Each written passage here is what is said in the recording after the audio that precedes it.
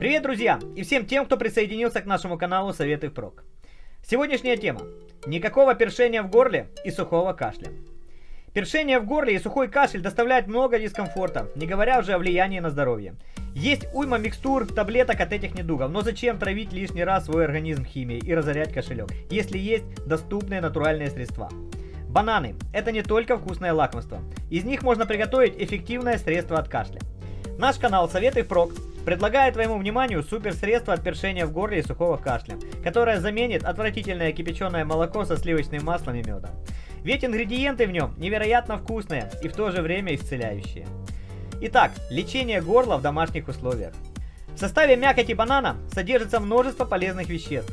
Бета-каротин, пектин, витамины В1, В2, В6, С, ПП, а также калий, кальций, магний, железо, фтор, фосфор и натрий, фруктоза и клетчатка.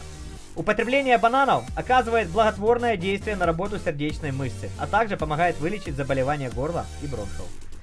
Средствами на основе банана лечат даже бронхит. Так что скорее записывайте рецепт этого исцеляющего напитка. Ингредиенты. 1 банан, 1 столовая ложка какао-порошка и 1 стакан молока. Приготовление и применение.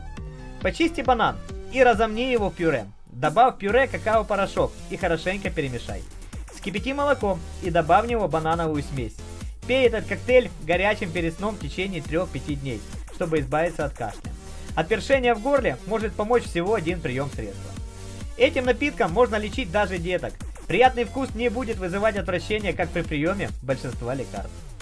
Друзья, всем спасибо за просмотр, ставьте лайки, пишите комментарии, подписывайтесь на канал. А на этом все. До новых встреч. YouTube могут удалить, поэтому, чтобы мы не потеряли друг друга, подписывайтесь в телеграм-канал.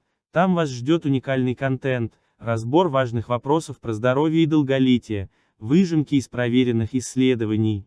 Ссылку найдете в описании и первом закрепленном комментарии. Подписывайтесь.